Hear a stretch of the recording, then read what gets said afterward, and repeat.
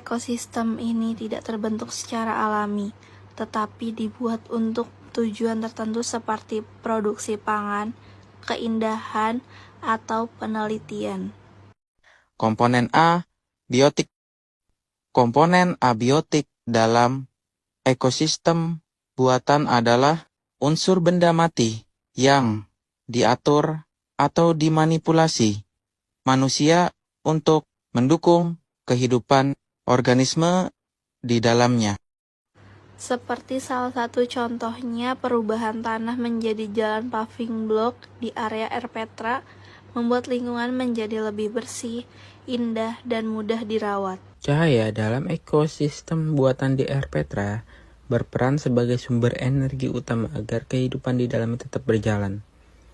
Contohnya seperti matahari sebagai sumber energi dan lampu sebagai cahaya penerang jalan. Suhu pada taman ini menunjukkan 31 derajat Celcius. Komponen biotik.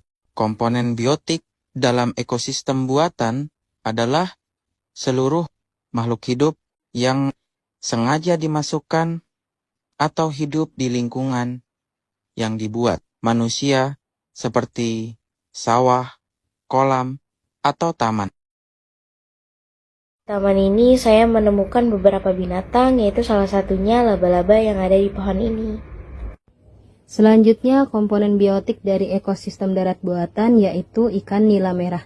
Ikan ini berperan sebagai konsumen yang memanfaatkan lumut atau organisme kecil sebagai sumber makanan. Kemudian, terdapat bakteri dan jamur yang berasal dari kotoran ikan yang berperan sebagai pengurai. Bakteri dan jamur membantu menguraikan sisa makanan dan kotoran menjadi zat yang lebih sederhana, sehingga dapat dimanfaatkan kembali oleh lumut. Bunga trompet atau Nongbelumbianya Thunbergia erecta adalah salah satu jenis tanaman yang sering ditanam di ekosistem ini.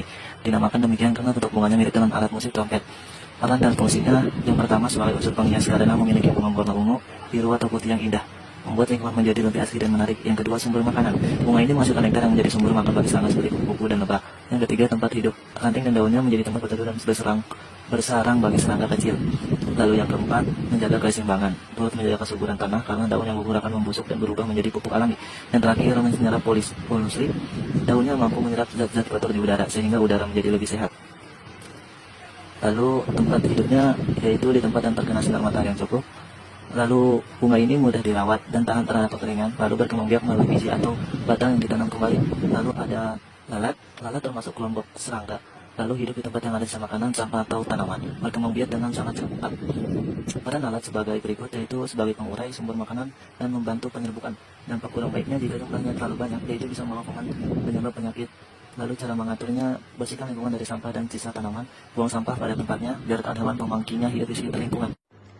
Selain itu juga terdapat kupu-kupu yang berterbangan ke sana kemari mengelilingi Erpetra.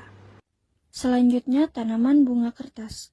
Ini merupakan bagian dari komponen biotik dari ekosistem darat buatan yang berperan sebagai produsen, karena ia mampu membuat makanan sendiri melalui fotosintesis.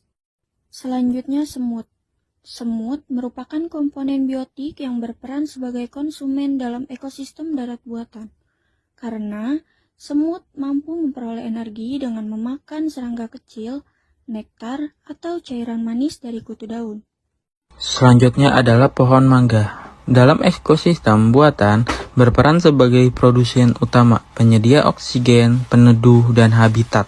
Bagi fauna kecil, ekosistem ini dikelola manusia melalui penanaman, pemangkasan, dan pepupukan untuk memaksimalkan hasil buah.